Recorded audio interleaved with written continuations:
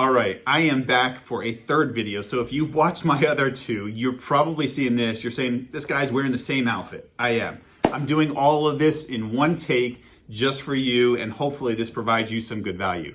This topic is specifically about workers' compensation.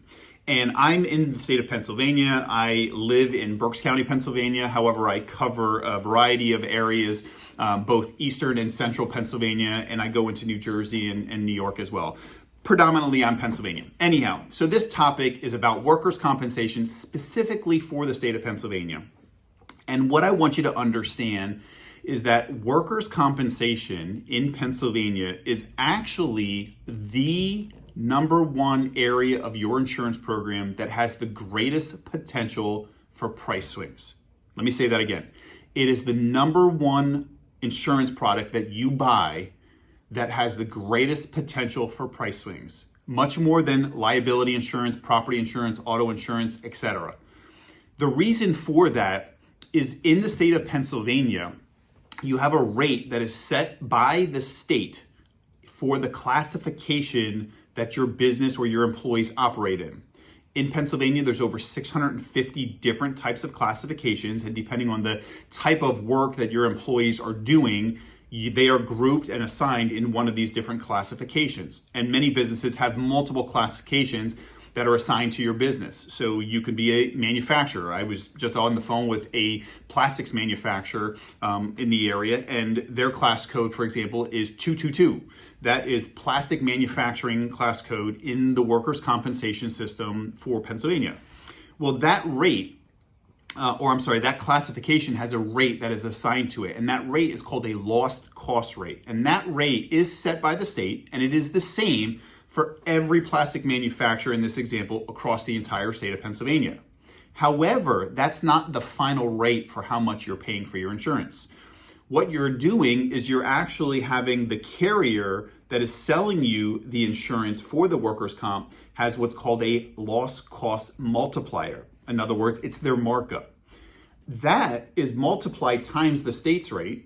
And then you have a third component, which is known as an experience modification score, or an EMOD, or an EMF, whatever you want to call it. It's essentially the 3-digit numerical number that you are weighted on that tells a picture, which is that you have more claims than what they expect you to have, or less claims than they expect you to have for your specific industry and your specific company size.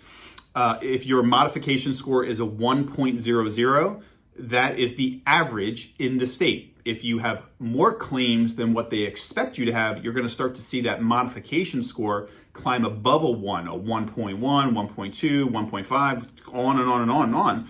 And then contrary, on the other side, if you have less claims than what they expect you to have, that modification score starts to fall below a 1, and it would be like a 0.95, 0.90, 0.85, 0.7, et cetera, et cetera. Anyhow, the loss cost rate set by the state times the carrier's rate, which is called the loss cost multiplier, times your experience modification, those three components together make up how much you pay for every $100 of payroll that you pay out to your employees. So take your annual payroll, let's just say it's $1 million, divide it times 100, and then multiply it times that formula that I just gave you. That is your base rate for how much you're going to pay for your workers' comp insurance. Well, this rate by the state is set. Can't do anything about it. The multiplier rate, the carrier rate, varies from one carrier to the other. And there's hundreds of different companies that they can sell you insurance in Pennsylvania, and they all have different rates. And then the multiplier, or the mod score that we just talked about, is that third component, which is a very controllable metric with you controlling the severity and the frequency of your workplace injuries and your workplace claims. On top of that, in Pennsylvania, a commercial underwriter can further deviate from that price that we just talked about, that $100 that cost per $100. They can further deviate from that by applying what are called scheduled credits or scheduled debits, which allows them to add up to 25 points or 25% more price, or take up to 25% or 25 points off of that price, ultimately giving you a potential 50-point spread that you can see from one carrier to the other. And the question you have to ask yourself is, well, how do I get the carrier to give me the 25% credit, not the 25% surcharge or anywhere in between there? And that comes down to one key thing: showing your workers' compensation carrier that you can be profitable for them. And the way that you have to do that is you have to have a comprehensive return to work program in place, or some people refer to as a light duty program. If you've been in business for a while, you've probably heard this term thrown around 100 different times. But what most people miss is that in the state of Pennsylvania, you have to have a very detailed, documented, crossing the T's, dotting the I's program in place before an injury occurs. The reason for that is if you don't have that in place, workers' compensation is a very problematic situation, because when an employee gets injured and they go out on workers' compensation, once they're out of work for more than 7 days, on the 8th day, they start receiving indemnification, which essentially is the insurance company's responsibility and obligation to pay your employee for their loss of wages. Well, the problem is that loss of wages that the insurance company is paying your employee while they're out on workers' compensation is 66 2/3 of that employee's average weekly wage. The problem is that it sounds small, I guess, in the grand scheme of things, 66%, but there's no taxes withheld from workers' compensation benefits because they are exactly that. They are a benefit. It's not classified as income. So if you took an average employee that works for you, and let's say they make $20 an hour, and they are a 40-hour full-time employee and they work for you, they are making on average $800 a week. Well, 40 hours times $20 an hour is $800 a week.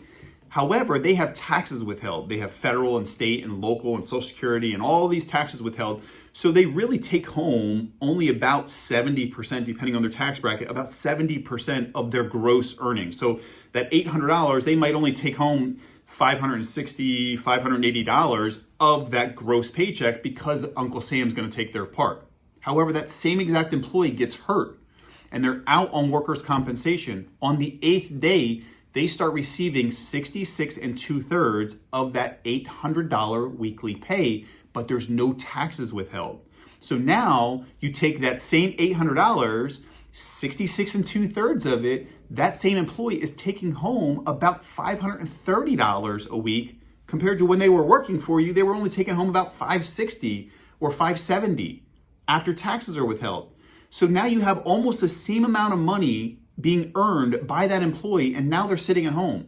They're not coming into work, they're not giving you any productivity, and they're making the same amount of money, or virtually thereof, as if they were actually coming back to work. What financial incentive do they have to come back to work? None.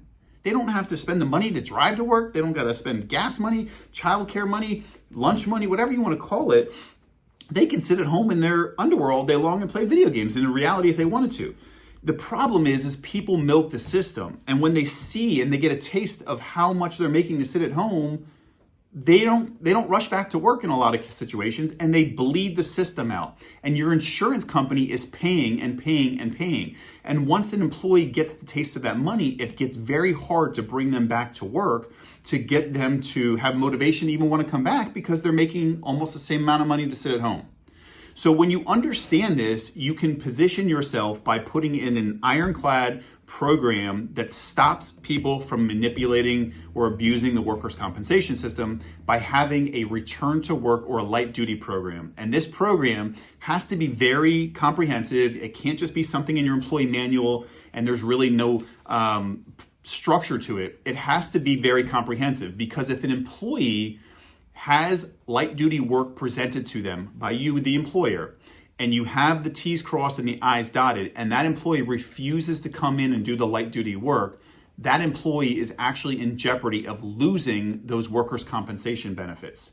And you have to understand, there's a lot more that I can go into, and I don't want to do it all in this video, or we'll be here a lot longer. The point is that if you can show your insurance company that you have a program in place and you know how to manage the severity of a claim when they do occur, that insurance company knows that they can be profitable writing your workers' compensation insurance, and therefore, going back to the pricing structure we were talking about, they can get more aggressive with applying those additional credits to win your account because they know you have all of the controls in place and you understand how to control the severity of a workers' compensation claim. And again, we can go in a lot of different directions with this, but you can even get creative. So one of the thoughts that might be going through your mind right now is, well, we don't have any light duty work. We're a manufacturing facility, we're a contractor, whatever it is. The fact of it is we can use a lot of different options at our disposal when an employee is injured. And it's all catered around what the restrictions are that the doctor gives his or her, your employees, his or her, restrictions might dictate what type of jobs we do. We could simply make a small modification to their current job. Maybe their restrictions are they can't lift, carry, pull, or push anything over 50 pounds, and that's normally part of their job.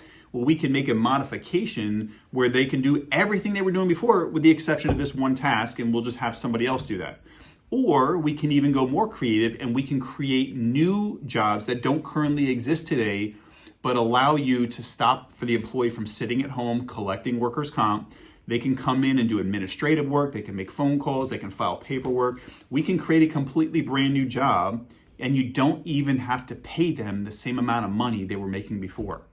On the third note, we can even work with our local community and have our employees work at a local nonprofit organization so you can help support a local nonprofit in your community. You can pay your employee $10 an hour to go serve food at the local food bank, and you're giving back to the community. You're not allowing your employee to sit at home, and you're actually still helping your efforts to control the severity of your workers' compensation insurance because you're actually reducing how much the insurance company is paying out. The one key thing I want you to take away from this is understand this, is that if a workers' compensation carrier is paying out, whether it's medical expense or the indemnity, which is the loss of wages we've been talking about in this video, they're paying that price today. You're paying it for the next 3 years.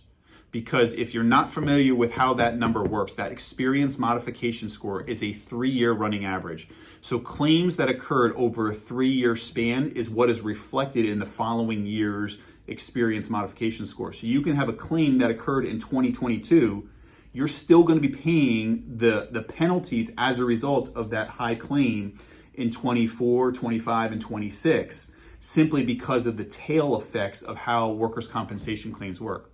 Again, we can get into that in more detail, but I wanted this video to help you understand that having a comprehensive return to work program is exactly what you need if you want to control your workers' compensation costs.